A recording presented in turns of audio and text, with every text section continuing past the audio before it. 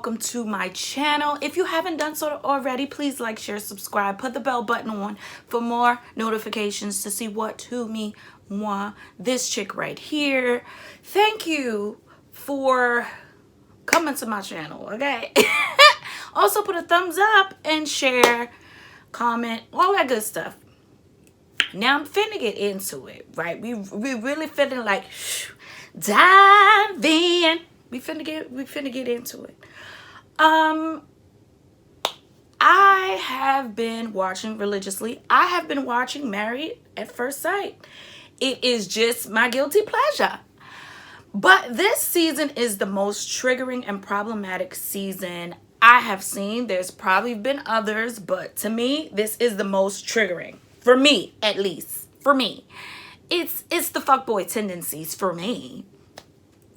So one couple in particular, I would have to say, is the most problematic. And I'm sorry, that's going to have to go to Paige and Chris. Y'all.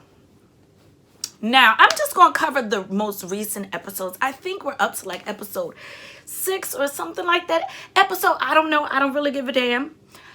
But I'm also going to go back and talk about other episodes, how much of a narcissist he is, how much of emotionally manipulative he is. Now, Paige is a gorgeous black queen. This guy, come to find out, they haven't even been together, married for a week. Day 2, after having sex with her, not one time, but 3 times, he turns around and tells her that he's not physically attracted to her. He doesn't find her attractive.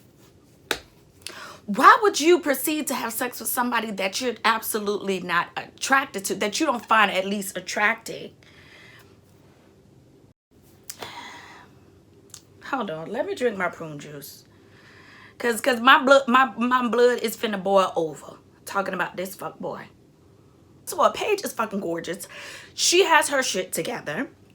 We gonna get into fuckboy. But I'm looking at him and I'm like, dude, you're not attractive. Sorry to bust your bubble. Boop. You're not attractive. I'm like, any man that show up to me with these damn McDonald's Golden Arches hairline. So you just went in the barbershop and you just said, let me get a McChicken. He gave you the goddamn Golden Arches McDonald's hairline. You looked in the mirror. You dapped your barber up. You got home, you looked in the mirror again, and you thought that was hitting. You thought that hairline was busting. If you can look in the mirror and don't see that something wrong with your hairline, I'm supposed to believe that you gonna be honest, open and honest with me, that you gonna respect me. It's a hell no for me. Ladies, please. If a nigga ain't taking care of his hairline, if his hairline is off, that's one of the red flags, honey. Because there ain't no way you can look in the mirror. If you can't keep it real with yourself, you damn sure can't keep it real with me. And that's on Pert. That's on Mary, Jesus, and them disciples. Oh my God. This on their 3rd day of being together. He proceeds to tell her that his ex-girlfriend is pregnant. 6 weeks pregnant, mind you. First of all, I firmly believe that Chris Ben knew that she was pregnant. Now, I feel like it's a couple of things, right? Chris could have probably did this for a show. Got on the show for a come up, okay? I believe that the ex-fiance possibly was in on it. I do not think that her being 6 weeks pregnant, she's just now telling him. That was a lie. That was a bold-faced ass lie. Allegedly, Chris is in debt. $100,000 in debt. He got on the show for a come up, for whatever, for money, so that they can align him with someone else who has money. Paige does have money. She has her own money. So I believe that there's some truth to a lot of that, right? What's really bothering me is everybody watching. I mean, I don't know anyone in their right mind that would stay in a situation like this. You mean to tell me you only known this person for 72 hours and they tell you they got someone pregnant and you proceed to stay with them? You don't know this person. You don't owe this person anything. And you don't owe this person a thing. Now, mind you, in the beginning, I really felt bad for Paige. I'm like, damn. Why they gotta do sis like that? And I already feel that a lot of times these TV shows really make a mockery out of black women. That's another video for another day that I will be getting to. But like, damn, they didn't have to do sis like that. Like, she's beautiful. She got a good head on her shoulders. She got her own shit going on. They didn't have to do her like that. So I felt bad. But once he told her that he had gotten sis pregnant, and she had the nerve to say, y'all listen to what she had to say. Well, I am married. Like, this isn't like just some situationship, like relationship. Like, we had vows. We are married. Yeah, like we're legitimately married, and I want to at least honor that. So, you know, Do you think he does too? I think he has a lot going on. You know, he wants to stay in this, and I'm like, I just need to see it day by day. Like, this is definitely a marathon and not a sprint kind of situation right now. That's a lot. I mean, I'm like, this is married at first sight. This is married at first sight. There is no way. I'm not even finna sit here and let you bring God into this. God don't have his hand in this. This is married first sight. You literally chose to marry a stranger on national television, and somehow you think that God has his hand in it, and God is not going to put more on you than you can allow. I think that's bullcrap. And I think that a lot of y'all might not agree with what I'm finna say, but I do feel as though in some cases, organized religion is going to be the death of a lot of black women, right? Once you get married, you're told to be meek. You're told to be submissive. God doesn't want the women to be slaves, but a lot of them are so, I don't want to say obsessed. So obsessed. Literally, I guess it would be obsessed. So obsessed, so in a trance, so hypnotized with the Bible, that they are not using the gifts that God has given us. The gift of discernment. God does not want us to suffer. That they're so blinded that they're not paying attention to what's really in front of them. They're not acting properly and using the tools that God has given them to really act right. And girl, God told this fuckboy to come in your life and cause havoc after 3 days? God? What God you serving? Let's call him on the main line and see what's up, because that don't sound too right for me. Chris is such a freaking narcissist, and it was the random fake crying for me to completely blindside Paige and get her to no longer be upset with him and have her totally be concerned with why he's crying. It's the fake tears for me. It's the Fisher-Price tears for me. I wasn't moved by it. And a lot of women will get so caught up in this shiny suit man with the busted hairline, get so caught up in these mediocre characteristics that he brings to the table. He brings nothing to the table. Nothing that I won't, and nothing that y'all should have. So in this latest episode, they meet up with the other group, and these two women are also married to two other guys. I don't really care for them too much, but they confront him because they see Paige as their friends. They see Paige as, you know, just a nice person, and they want to defend her because they think that Chris is trash. I think that Chris is disgusting. I think he is trash. I think he is completely playing mind games with her.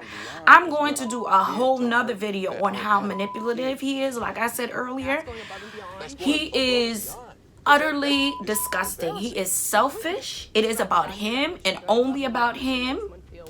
So they proceed to confront him and say that he's not a man. He proceeds to tell them, I'm a man because I told her that I was having a baby on the way. What's that? What? Who said that? Who said that?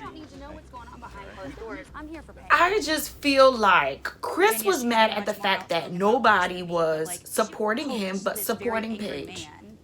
Chris is a crybaby. Chris is a man boy. He's a little boy. He's a little boy in a grown man's suit. I feel like Because we're asking you. Okay, and I said it first time. he gives Paige just another, just a little bit to keep her hanging on. It's fake. It's fake. Oh, your hair is nice. Oh, he must really want me. He must really want to be with me. Girl, he said in the beginning he wasn't attracted to you. So at the end of this episode, he gets into it with the other wives, and it's a whole big thing where he's ready to fight. So you're really ready to fight people that are checking you on your bull crap. So Chris is the type of guy that wants to run around the streets, do his dirt, I hope so. claim to be Christian, but a whore in a pew. As soon as I He wants to run around and do his dirt. And the minute somebody corners him, the minute somebody checks him and checks how disgusting he is, how just vile and gutter sniped he is, he turns around and he wants to get confrontational. You don't really want to have a grown-up conversation. You don't really want to have a grown man conversation. No, you want to be able to gaslight people and have people ignore your bullshit. That's what he really wants to do. So he gets into it with one of the husbands, which I was so glad that the other couples actually spoke up. At a certain point, you really have to mind your business and know how to stay out of people's marriages. Because if Paige like it, she like it. But at the end of this episode, what really got to me was the simple fact that she was like, I want to know what's on your mind. And he literally looks at her and he literally says how he has spoken to his ex-fiance that is 6 weeks pregnant. And they are perhaps considering getting back together. Let me sip my damn prune juice.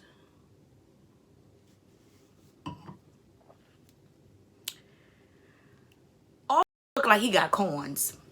And he looked like his ball stick and catered to his old nasty ball sack. Catered to him. Catered to his ego when he should be running after her. She doesn't have to prove anything to him. And this is what pisses me off so much. He's such a fuckboy in a good suit. This is what really pisses me off. Paige, girl, this man has given you so many reasons to be out. And I know they signed a contract, so she might not be able to leave or whatever the case may be. But it's like, girl, you have so many opportunities to even sleep in separate beds. To even make it clear, I'm just seeing this process through, but we are not going to carry on as husband and wife. Stop sleeping with a man that really doesn't desire you or value you. So she runs out, she comes back, and he's like, oh, I realize now that I'm attracted to you. This weirdo completely forgets that this man just said he was having a conversation, with his baby mama on getting back to her. She completely ignores it. So it's like, I really feel bad for Paige, but then I don't, because it's like, the signs are right in front of you, but you're so fixated on God. God does not have his hands in this, girlfriend. This is nothing but the devil. This is the devil. This is nothing but the devil. You're so fixated on vows. What does vows mean if your spouse is not going to adhere to those vows, not going to respect you, not going to really take those vows on? He showed you who he was in the beginning, and you always checking on him to see if his mind has changed. Let me tell you something. When a man shows you who he is, believe him the first time. You should not be sticking around with nobody in hopes of them becoming attracted to you. And it's like, I can't stand Chris, right? But I feel like Paige also plays a huge role in coddling Chris along with his parents, who I'm gonna get on to next in next video. But I feel like she plays into that, treating him like a baby, treating him like an invalid. He is a grown-ass man who knew what he was doing. Now he wants to cry and weep and be all weary and fall out when the shit hits the fan, but he knew what he was doing. We all make choices, and we all have to live with the consequences of our choices. Nobody's gonna coddle you and baby you, and you a grown-ass adult. Nobody. I don't know, Puddin', but the math ain't mathing for me.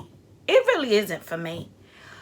I just, and it's so hurtful to see a beautiful black woman on television, because we don't have a lot of representation as it is. It is so hard for me to process and just digest and just watch this beautiful black queen be publicly humiliated and embarrassed with such a low self-esteem. But what I'm so grateful for, that a lot of other amazing black women are looking at this show, and I see a lot of them in different videos and different comments, and it's creating a lot of dialogue for black women and black men. And we're basically saying how Paige is going about this is wrong, and just how foul and disgusting Chris really is. And we're all banding together and saying, this is not how Paige should be treated. This is not what Paige should be standing for. We're all realizing how wrong this is. We're all really realizing how problematic this is. We're all realizing how, hey, I went through a similar situation in my past. Look how much I have grown as a woman, in realizing that I will no longer put up with the Chris's of the world. That was just my rant of the day. I really find this show, it's triggering, but yet it's therapeutic, but yet it's hard. I don't know. I'm like torn. Like, let me just sip my prune juice because of my blood pressure. But anyway, I think I'm going to keep talking to you guys about this show, because I feel like this show needs to be talked about, especially when it comes to a black man and a black woman and typical ghetto relationship drama. I think we do need to talk about it. I think we do need to have a conversation. We have dated a Chris. We have had babies by Chris. We have probably married a Chris. Our brothers are probably Chris's. Our dads is probably a Chris. Like, we know a Chris. And we've been a Paige multiple times. We probably a Paige right now. So it's something that we definitely need to talk about and correct and fix. That was just my rant of the day. I will be talking about it once a week. I also, at the end of this video, I'll probably be dropping other links talking about the past episodes, because that was very triggering for me. It was a narcissistic behavior for me, and just his dad being an all around predator. So we wonder where Chris got it from, honey. That prune juice good. Anyway, thank you for watching. Bye.